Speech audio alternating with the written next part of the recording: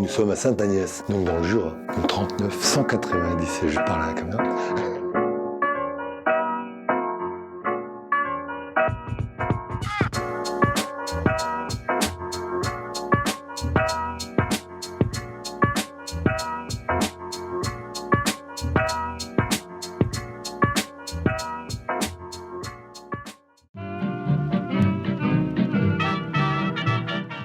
C'est pas le même climat qu'Arbois, c'est pas les mêmes gens non plus, c'est des plus petites exploitations, c'était très longtemps polyculture élevage aussi. Les gens avaient pour tradition de vendre leurs vendanges, parce qu'ils n'avaient pas le temps de faire du vin. Ah, ils avaient tous une pièce de jaune quand même, hein, et puis un peu de vin de paille, puis un peu de tout ça, quoi. Mais c'était pas des grosses fermes, pas des grosses exploites, quoi. Et puis donc ça a changé, là, les enfants sont allés à l'école, et ils ont appris à faire du vin, et donc il y a eu des noms comme ça qui sont sortis. Je pense au plus connu, Jean-François Ganeva, qui habite à 2 km d'ici, quoi, au Labet, qui sont quand même des familles connues, des familles de vignerons depuis très longtemps. Et après, il y a des jeunes, des gens qui sont plus jeunes, ils ont mon âge, ils sont jeunes. Ils étaient fils de vignerons, mais il y avait aussi des vaches. Ils se sont installés avec les vaches, ils pouvaient pas faire autrement, quoi. C'était vraiment la polyculture élevage. Et ils se sont spécialisés dans la viticulture par la suite, quoi. Et peut-être même, ils reviendront à être en polyculture, parce que ça fait quand même des choses plus équilibrées, quoi. Mais voilà, on est une vingtaine, donc dans ce chapelet de village, où il y a du raisin, on est une vingtaine de vignerons, et sur les 20, on doit bien être à une bonne quinzaine en bio, quoi. C'est bien, c'est confortable, hein, au moins on se parle, quoi. On est dans ma petite cave voûtée. Alors c'est une voûte ronde, il n'y a pas de piliers, c'est pas de l'architecture. On est dans une maison paysanne, hein. Avant c'était une cave, une grange, une écurie, hein, point. C'est frais, mais c'est pas sous la terre, quoi. Bon là on descend pas vraiment, hein. On a eu 8 marches, 5 marches. Donc on n'est pas tellement enterré à Sainte-Agnès, parce qu'à Sainte-Agnès il y a de l'eau pas loin. On est tout près de la Bresse, donc il y a beaucoup d'eau. Il y a des puits partout ici dans le village, tout le monde a un puits, quoi.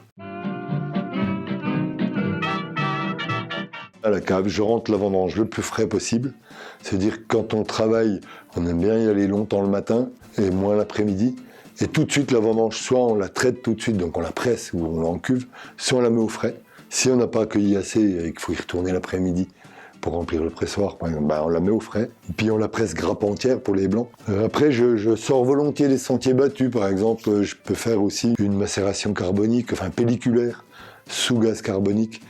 Sur un blanc, ça se fait surtout sur les rouges d'habitude, quoi. Enfin, je ne m'arrête pas à ce qu'on a appris à l'école ou à la norme. J'aime bien aller regarder un petit peu. J'aime beaucoup les vins géorgiens. C'est vachement, ouais, c'est beaucoup de macération. Et c'est aussi un peu pour ça que je me laisse un peu aller là-dedans, quoi. Je trouve que ça change les arômes et ça nous fait découvrir d'autres choses. Il n'y a qu'une leçon par an, quoi. Il y a une vinif, point. Tout à l'heure, on rigolait sur les îles tropicales où ils font deux récoltes, mais au moins ils ont 2 leçons, quoi. Mais alors, je vinifie surtout du blanc, parce que j'ai 80% de blanc. Donc chardot, houillé, je fais un peu de vin de voile, parce que je suis jurassien, hein, je suis un peu obligé. Non, mais dans le Jura, si on n'a pas un vin jaune, on n'est pas vraiment vigneron, hein, quand même, faut pas l'oublier, quoi. J'apprécie les vins de voile l'hiver, les autres vins tout le temps. En fait, c'est ça le truc, quoi. C'est pour ça que je fais aujourd'hui plus de vin houillé, de vin non oxydé, que de vin oxydé. Puis après, dans le Jura, on travaille avec des vieux tonneaux.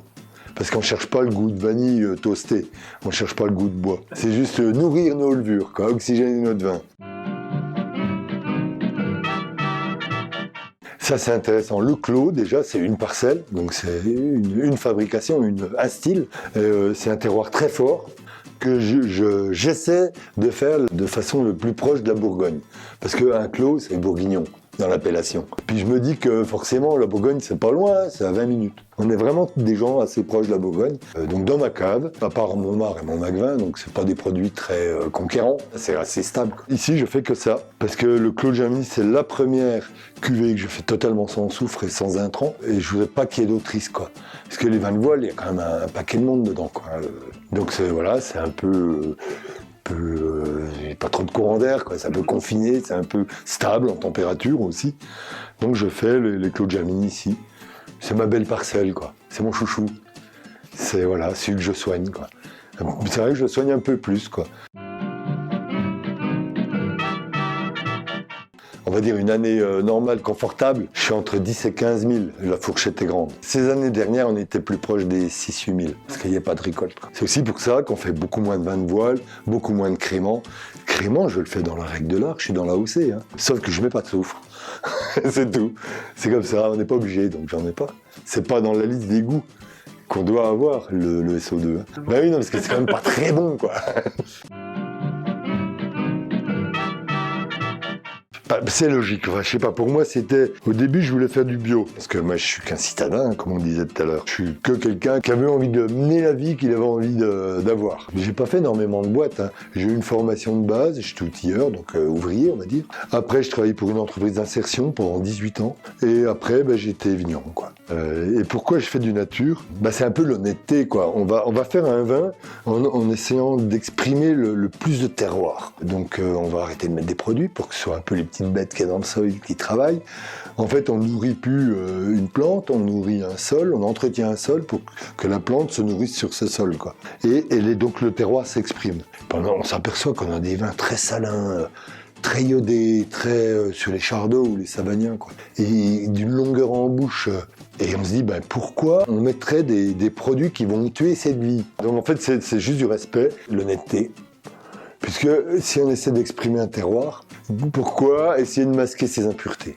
Et en plus, est-ce qu'on en a? Est-ce qu'on en a plus? Le pas d'essayer de le faire, c'est pourquoi essayer de les enlever? Et puis parce que persuadé que les produits font meilleur, quoi. On peut avoir besoin ou décider plutôt, c'est pas un besoin, c'est plutôt décider de filtrer, de coller, d'ensemencer en levure. Mais là on perd tout plein de choses. On n'a plus qu'un petit bout du terroir. C'est-à-dire le sous-sol, quoi. Et le savoir-faire, c'est plus un savoir-faire, là. C'est un savoir acheter des produits pour faire une tambouille, quoi. C'est plus vraiment faire du vin, là. Alors que si on est en nature, ouais, on prend des risques, ouais. Des fois, on fait de la vol, ouais, c'est sûr. Des fois, y a une levure qui a pris le dessus, et puis c'est pas celle qu'on attendait, c'est con.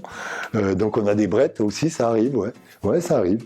Sauf que quand ça marche, c'est tellement au-dessus que ça vaut le coup de prendre le risque. Et puis quand ça marche pas, c'est pas si pire que ça. Comme cette année, je pense que cette année, il va falloir être très très prudent. Après, nous, on peut aussi travailler, c'est-à-dire qu'on suit nos densités en fin de fermentation surtout. Et on voit quand ça commence à ralentir, ça ralentit, ça ralentit. Mais si on goûte notre vin, on sent bien qu'il y a encore beaucoup de sucre et ça ralentit toujours. Qu'est-ce qu'on a comme arme? On va pas y foutre un coup d'azote, puisqu'on est en nature. Là, on a quoi? Soit on bâtonne, donc on nourrit les levures qui restent, et là, ça leur permet, et on oxygène un petit coup en bâtonnant du coup, donc ça permet que les levures retrouvent un peu d'énergie pour finir le sucre, soit on surveille de très très près, et puis si la fermentation lactique commence alors qu'il y a du sucre, on la met au propre, on essaie comme ça qu'il y ait beaucoup moins de population de bactéries, quoique c'est des populations tellement immenses qu'on a bien peu de choses, quoi. Mais au moins on les laisse pas sur les vieilles lits, quoi. Et on met au propre, on enlève le vin, on nettoie le tonneau et on remet le vin, ou on change de tonneau, pour qu'il évolue tranquille, quoi. Oui, parce qu'en général, une fois qu'on a commencé à goûter du nature, on a du mal à revenir, hein. C'est pas qu'un truc de rêveur, quoi. Il y a beaucoup de grands gourmets, de bons gourmets, qui une fois, ils passent aux nature parce qu'ils s'ennuient autrement. Ils connaissent les vins, c'est toujours pareil, ils s'ennuient. Alors qu'en nature, il y a forcément une petite différence, parce qu'il y a tellement la précision du terroir est tellement lissée par les produits, c'est peut-être même sûrement plus de travail de faire un vin nature qu'un vin hyper technique, quoi. Parce que de toute façon, c'est technique, donc on met un produit, puis on a une action, souvent mécanique d'ailleurs. Donc je préfère quand il n'y en a pas, puis c'est tout, quoi. C'est aussi pouvoir aller au bout du goût de cette parcelle. Cette parcelle, le clos, c'est quand même, c'est mon chouchou, quoi, comme je disais tout à l'heure. Et je suis sûr qu'elle n'a pas le même goût partout, même. Alors, mais je suis pas encore dire, alors là c'est le haut, là c'est le bas, et là c'est le gauche, et là l'est et là l'ouest, quoi. Puis il n'y a pas tant de raisins que ça, je pense pas qu'il y aurait 4 jours de vendange. Parce que je dis au-dessus en bas, mais on a, 50 mètres d'altitude de différence, comme ça grimpe, quoi. Depuis le fin bas jusqu'au dessus. Donc 50 mètres dans une année chaude, je sais pas combien de dizaines de litres d'eau disponibles pour la plante, parce qu'il fait plus frais. Donc pas la même maturité, c'est important aussi, quoi. Peut-être aussi ça, le fait que tous mes pieds c'est pas le même clone, c'est des sélections massales, donc il y a un peu tous les goûts, tous les vigueurs. Je fais un pied de cuve avant de commencer mes vendanges. je vais cueillir des raisins et là je laisse fermenter, je le patasse, quoi, je le presse pas vraiment, je le blesse, qu'il y ait du jus en contact avec la prune des baies pour que les levures aient toutes leurs mots, pour qu'elles soient toutes là, pour qu'il n'y ait pas que la levure qui fait le bon alcool et le bon goût. Comme ça, tout le monde est là. Et ça me permet aussi et surtout de ne pas avoir de latence, de moments où n'importe quel germe va pouvoir s'installer dans mon jus de raisin hyper sucré et oxygéné. Bah oui, je viens de le presser quand même. Et là, si je mets mon pied de cuve le lendemain, dans les 24 heures, on va dire, ça pétille. Là, ça y est, ça pétille pas, ça fermente pas à fond, mais ça bouge. Donc il y a les levures, les petites levures qui, dès qu'il y aura 5-6 degrés, vont mourir. Elles craignent trop l'alcool, mais elles ont laissé leur trace aromatique, olfactive, quoi. Et ça, c'est nécessaire dans le bouquet final, quoi. Je peux pas dire que c'est tel goût, cette levure. Mais je sais que c'est pas pareil. C'est plus fade et c'est plus... Ah, j'allais presque dire plus droit. Pas droit dans l'histoire lumineuse. Pas dans la pureté, c'est droit, trop droit sec, comme un coup de trique. Et c'est important, cette levure, ces levures, qu'elles puissent s'exprimer, quoi. Pas parce que c'est des petits êtres unicellulaires, puis ils ont le droit de vivre, mais c'est parce que nous, on est curieux, puis gourmands, et puis que c'est vachement plus cool, quoi, parce qu'on goûte plus de choses, du coup. Et je pense que selon le climat, selon le millésime, du coup, si c'est une année très sèche ou très froide ou très mouillée, ou très brumeuse, il n'y aura pas les mêmes levures, en majorité.